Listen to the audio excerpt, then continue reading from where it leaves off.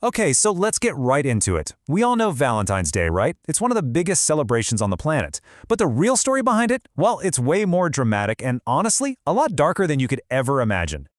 Every single year, a literal river of cash flows through the global economy on this one day. We are talking billions and billions of dollars spent on chocolates, flowers, and cards, all in the name of love. To get to the bottom of it, we have to go way back. Nearly 2,000 years, actually. And it's a story that doesn't start with love at all. No, it starts with war, rebellion, and a Roman emperor's pretty shocking decree. To really get Valentine's Day, you have to picture the Roman Empire and this very formidable warrior emperor named Claudius II. Now, this guy had a massive army, but he also had a massive problem. You see, he noticed that his best young soldiers, as soon as they got married, they got, well, a little hesitant on the battlefield. Their minds weren't on the fight anymore. They were on their families back home. So he made a pretty radical and, frankly, ruthless decision. Claudius just straight up banned marriage for his soldiers. He thought it would forge a more focused, deadly army. But this law had a huge social cost. By basically attacking the idea of marriage, it led to a lot of instability and what many saw as a moral collapse in Roman society. And right in the middle of all this chaos, one man, a Christian priest named Valentine, he decides to take a stand.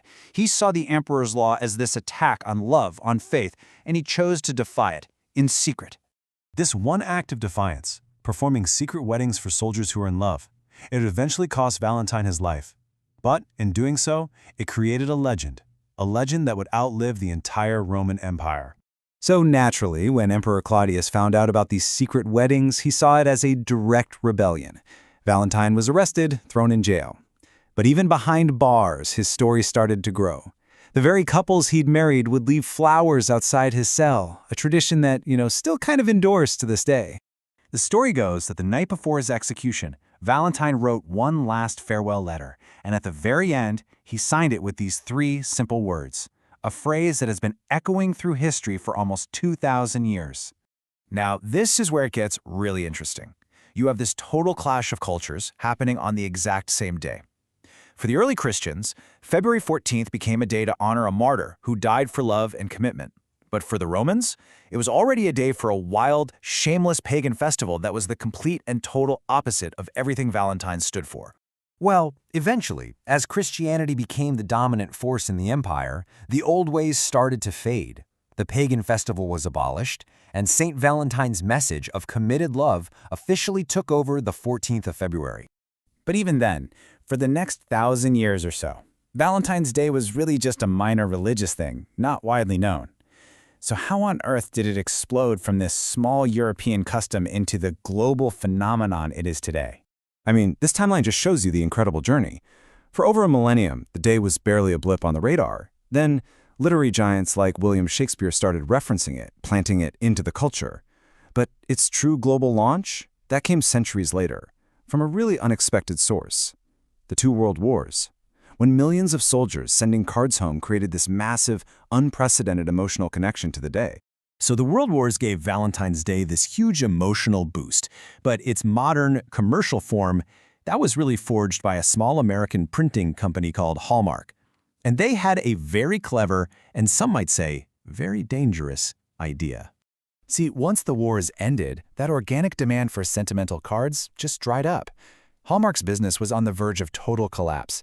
They realized they couldn't just wait for people to want cards, they had to create the demand.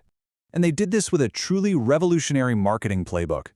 They ran these massive ad campaigns in newspapers, on the radio, and later on TV that targeted women directly. These ads created a powerful social pressure, basically implying that a woman wasn't truly loved or valued unless she got a Hallmark card on Valentine's Day. And it worked. Brilliantly. Seeing Hallmark's incredible success, other industries just jumped right on the bandwagon. Cadbury created heart-shaped boxes of chocolates. Flower companies started marketing the Valentine's bouquet. And eventually, the diamond industry positioned their gems as the ultimate gift of love. Each one added a new, supposedly essential product to the tradition. And all of this brings us to today, where the holiday's ancient origins and its modern reality are two completely different things. The entire legacy of the day has been transformed. The contrast is absolutely stark. A day that was created to champion commitment, to fight against a culture of debauchery, has now become, for many people, a major source of anxiety, consumer pressure, and even serious mental health challenges.